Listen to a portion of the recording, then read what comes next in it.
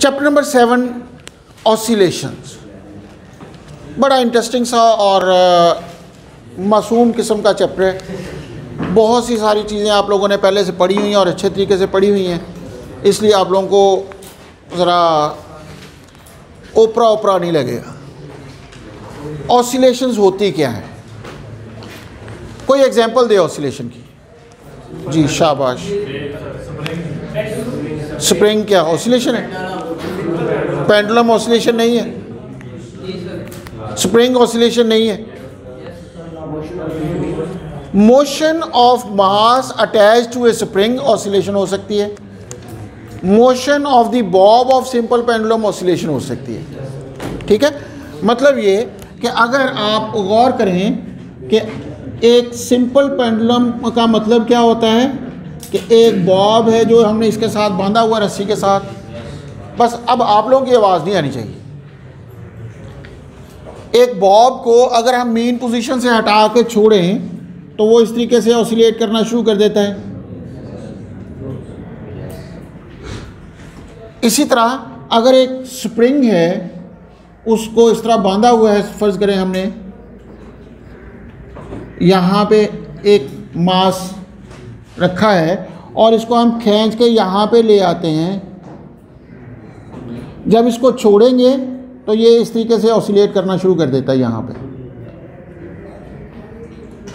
ऐसे ही है ना।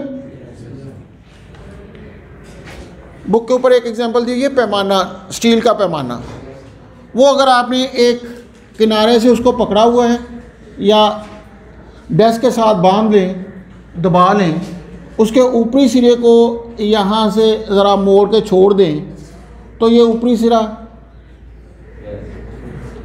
इस तरह ऑसिलेट करना शुरू कर देता है। ऐसे ही। और अगर फ़र्ज़ करें कि एक डिश ही हो, कर्व डिश हो, बंटा ले लें, बंटे का पता है ना, यही तो पता। यहाँ से आप इसको छोड़ेंगे तो वो इस तरह हरकत करना शुरू कर देगा। ऐसे ही होता है ना। अब ये सारी एग्जांपल्स में अब कॉमन चीज़ देखें कि ये एक ही पाथ पर आगे पीछे हरकत कर रहा है।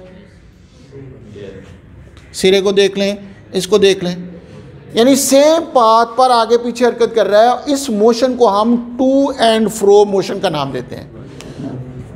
To and fro motion. एक और लफ्ज़ यूज़ किया जाता है, back and forth motion. To and fro इर्द गिर्द, बैक एंड फोर्थ आगे पीछे।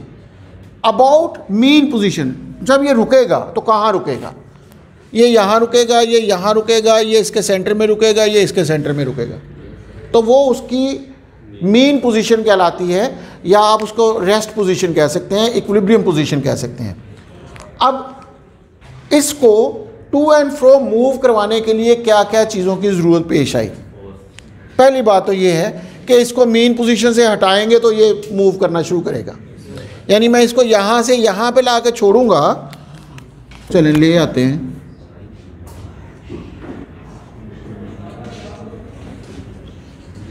अगर मैं इसको यहाँ से उठा के यहाँ तक लेके आऊँगा, यानी मुझे फोर्स अप्लाई करनी पड़ेगी इक्विलिब्रियम पोजीशन से हटाने के लिए, तो ये यहाँ पर रुकेगा नहीं।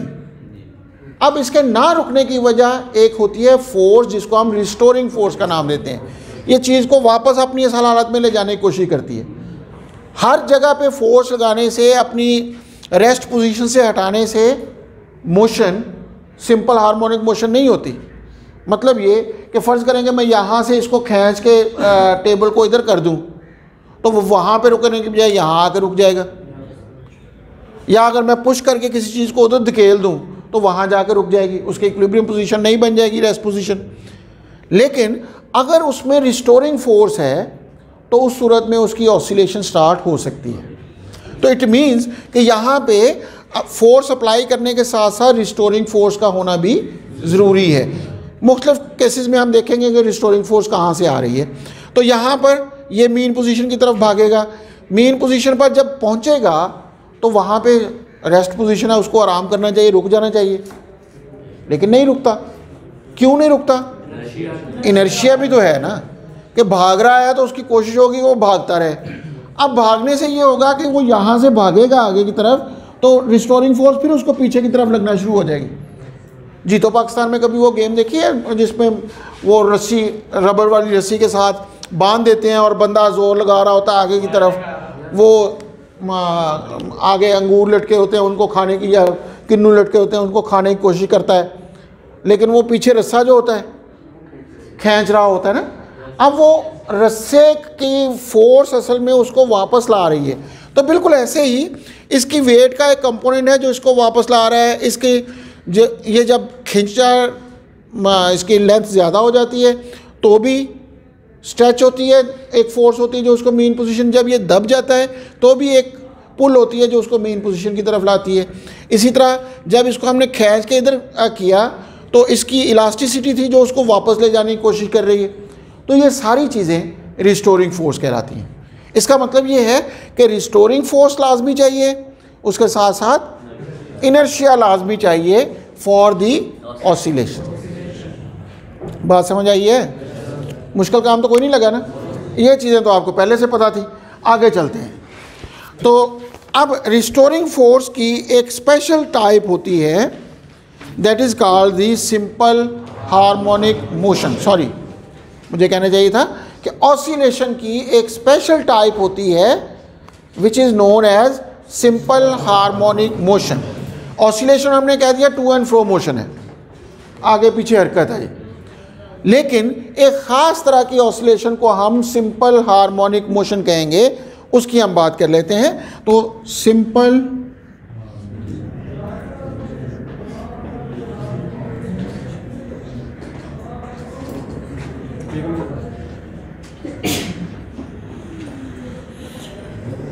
इंपॉर्टेंट टॉपिक है सिंपल हार्मोनिक मोशन। अब सिंपल हार्मोनिक मोशन एक ऐसी मोशन होती है जिसमें जैसे जैसे distance from the mean position बढ़ता जाए, एक्सेलरेशन भी बढ़ता जाए। एक्सेलरेशन यहाँ पे ऑसिलेशन में कहाँ है? गौर करें कि यहाँ से जब ये मेन पोजीशन से दूर जा रहा है ना, इसकी वेलोसिटी कम होती जा रही है। जब मेन पोजीशन की तरफ आ रहा है इसकी वेलोसिटी बढ़ती जा रही है, तो इसका मतलब एक्सेलरेशन तो है यहाँ। अब वेलोसिटी चेंज हो रही है ना। अब कहा यह है इसमें सिंपल हार्मोनिक मोशन में कि एक्सेलरेशन डायरेक्टली प्रोपोर्शनल होता है डिस्प्लेसमेंट के। मेन पोजीशन से जो फासला होता है उसके डायरेक्टली प्रोपोर्शनल होता है, और it is always directed towards the mean position, कि एक्सेलरेशन की डायरेक्शन हमेशा मेन पोजीशन की तरफ होती है। इसकी example simple harmonic simple pendulum हो सकती है। इसको अगर आप गौर करें कि जब ये मेन पोजीशन से दूर जा रहा होगा तो वेलोसिटी इस तरफ है ना। अब वेलोसिटी इस तरफ है लेकिन उसकी वेलोसिटी डिक्रीज़ कर रही है ना। जब वेलोसिटी डिक्रीज़ कर रही होती है तो एक्सेलरेशन की डायरेक्शन ऑपोजिट होती है, ऑपोजिट टू द वेलोसिटी होती है। तो इसका मतलब जब ये इस तरफ आ रहा था तो उस वक़्त एक्सेलरेशन की डायरेक्शन पीछे की तरफ थी। जब ये यहाँ से इस तरफ जा रहा होगा वेलोसिटी बढ़ रही होगी। अब वेलोसिटी बढ़ने का मतलब ये है कि एक्सेलरेशन और वेलोसिटी एक डायरेक्शन में है। अब इसका मतलब ये है कि वेलोसिटी इस तरफ है तो एक्सेलरेशन भी इसी तरफ होगा, तो अगेन ये मेन पोजीशन की तरफ ही है। तो हमने दो चीज़ें नोट करनी है। अगर ऑसिलेशन में हो तो उसको हम सिंपल हार्मोनिक मोशन कह देंगे कि अगर वेलोसिटी एक्सेलरेशन डायरेक्टली प्रोपोर्शनल हो डिस्प्लेसमेंट के, मेन पोजीशन से फासले के डायरेक्टली प्रोपोर्शनल हो, और दूसरा acceleration always directed towards the mean position. इसको हम सिंपल वर्ड्स में a is proportional to minus x कह देते हैं। अगर ए एक्स के प्रोपोर्शनल हो विद नेगेटिव साइन तो उस सूरत में ये सिंपल हार्मोनिक मोशन कहलाएगी। किसी भी ऑब्जेक्ट के लिए जो कि टू एंड फ्रो मूव कर रहा है उसके लिए अगर हम ये प्रूव कर देंगे तो हम कह देंगे कि उसकी मोशन सिंपल हार्मोनिक मोशन है। -7 क्यों है? जब आप मैथमेटिकली रिप्रेजेंट करते हैं कि directed always towards the mean position, तो उसके लिए हमने यहाँ पे नेगेटिव साइन लिखा है। बेसिकली ये डिस्प्लेसमेंट के इंक्रीजिंग डिस्प्लेसमेंट के ऑपोजिट होता है। ये एक्स असल में इंक्रीजिंग डिस्प्लेसमेंट के ऑपोजिट है, यानी डिस्प्लेसमेंट बढ़ रहा होगा तो उसके ऑपोजिट होगा, डिस्प्लेसमेंट कम हो रहा होगा तो अल्टीमेटली उसकी डायरेक्शन में आ गया। तो इसका मतलब ये है कि इंक्रीजिंग डिस्प्लेसमेंट के ये ऑपोजिट को जाहिर करने के लिए नेगेटिव साइन यूज। तो इसका मतलब क्या होगा कि it is always directed towards the mean position. यहाँ पे डिस्प्लेसमेंट बढ़ रहा था जब इधर आ रहा था, इंक्रीजिंग डिस्प्लेसमेंट के ऑपोजिट, तो इसका मतलब उधर, और जब पीछे जा रहा था तो इसका मतलब इंक्रीजिंग डिस्प्लेसमेंट तो है ही नहीं, ऑलरेडी डिक्रीजिंग है, या दूसरे लफ्ज़ों में ये उसी डायरेक्शन में हो जाएगा। तो इस वजह से हमने यहाँ पे नेगेटिव साइन के साथ एक ही दफ़ा मैथमेटिकली ये कह दिया कि it is always directed towards the mean position. ठीक होगी बात? ओके जी। तो यहाँ पे हम ये कहेंगे कि a is proportional to -x। अब हम इसकी कुछ एग्जांपल लेते हैं। एग्जांपल पहले हम ले लेते हैं ये mass attach to a spring, लेकिन हम इसको ज़रा थोड़ा सा चेंज कर लेते हैं, इसकी शक्ल को हम इस तरह करते हैं कि हमारे पास एक हॉरिजॉन्टल सरफेस, स्मूथ सरफेस है। इस स्मूथ सरफेस के ऊपर एक ऑब्जेक्ट पड़ा हुआ है जिसको हमने स्प्रिंग के साथ अटैच किया हुआ है।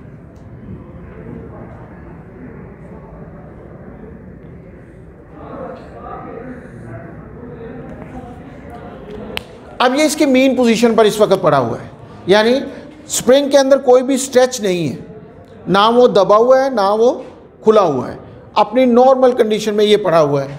हम क्या करते हैं कि इसको यहाँ से डिस्प्लेस कर देते हैं यहाँ पे।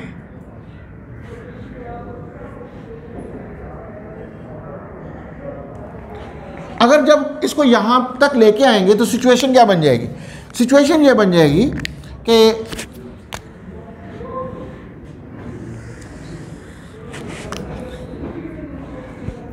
अब ये जो स्प्रिंग होगा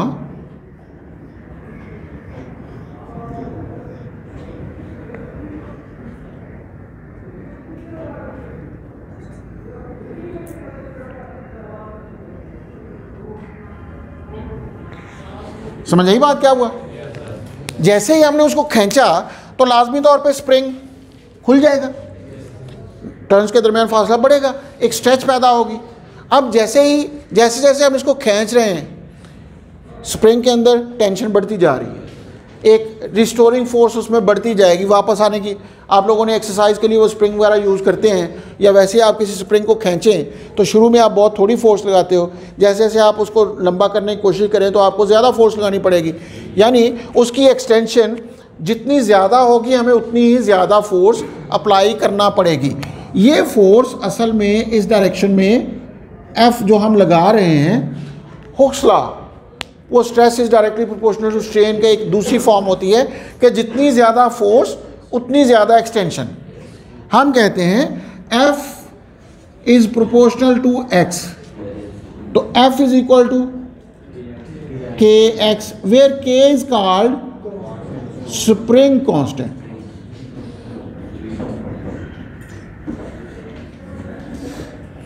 अब स्प्रिंग कांस्टेंट है K, F is equal to K X. अब इस फार्मूले में अगर देखा जाए ये फोर्स है जो हम अप्लाई कर रहे हैं, लेकिन हो क्या रहा है इसके साथ साथ इस डायरेक्शन में रिस्टोरिंग फोर्स पैदा हो रही है। अगर मैंने इसको यहाँ पे रोका हुआ है तो इसका मतलब रिस्टोरिंग फोर्स और ये फोर्स आपस में बराबर रहनी चाहिए हर वक्त। आप जैसे जैसे उसको खींच रहे हैं एक्सटेंशन उतनी बढ़ती जा रही है, तो इट मीन्स रिस्टोरिंग फोर्स और ये दोनों फोर्सेस आपस में बराबर हैं लेकिन ऑपोजिट डायरेक्शन में है। तो रिस्टोरिंग फोर्स की जब बात करेंगे -kx हो जाएगा। This force is equal to applied force but opposite in direction. तो रिस्टोरिंग फोर्स हमारे पास ऑपोजिट शो करने के लिए नेगेटिव साइन के साथ शो कर दिया हमने। अब इसका मतलब ये हुआ कि ये वो रिस्टोरिंग फोर्स है जो इसको वापस लाएगी। जैसे ही हमने इसको छोड़ा यहाँ से सिर्फ रिस्टोरिंग फोर्स बची। रिस्टोरिंग फोर्स क्या करेगी? उसको वापस लाएगी, वापस वो मीन पोजीशन पर पहुँचेगा तो यहाँ रुक जाएगा। क्या होगा? इनर्शिया की वजह से ये मीन पोजीशन को क्रॉस कर जाएगा और वो पहुँच जाएगा यहाँ पे। अगर वो यहाँ पे पहुँचेगा तो क्या होगा? यहाँ पे जो स्प्रिंग होगा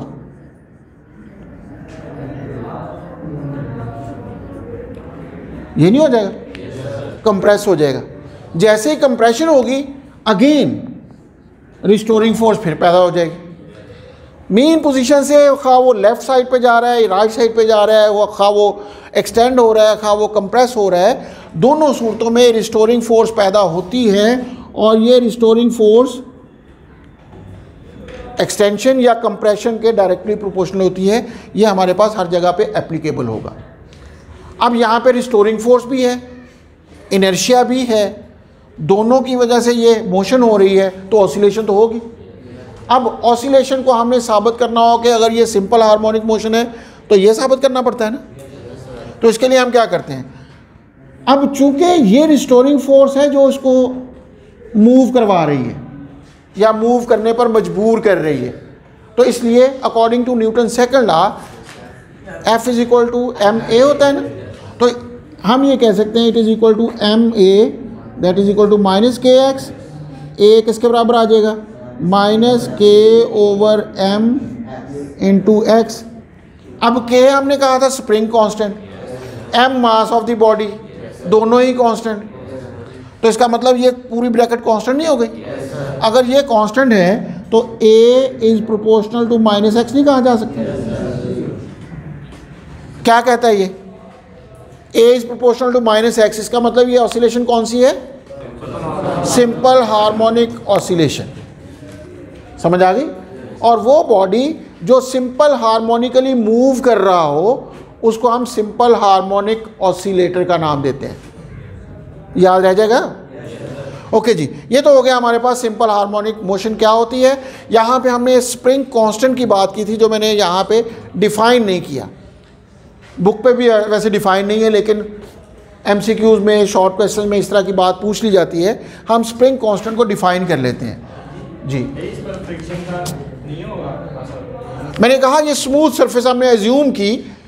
जब भी हम कोई मॉडल बनाते हैं ना तो हमेशा सिंपल चीज़ों से शुरू करते हैं।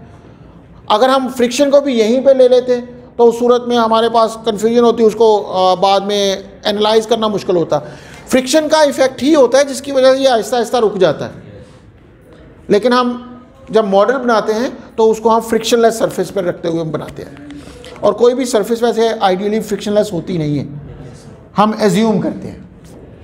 और परेशान नहीं होना कि एज्यूम क्यों करते हैं जब होती नहीं है, क्योंकि जब भी कोई मॉडल बनता है ना वो सिंपलेस्ट केसेस से बनता है। उसके अंदर जितनी भी हर्डल्स होती हैं वो बाद में ऐड की जाती हैं कि ये हो सकता है तो उसका क्या हाल होगा, ये हो सकता है तो उसका क्या हाल होगा, वगैरह वगैरह।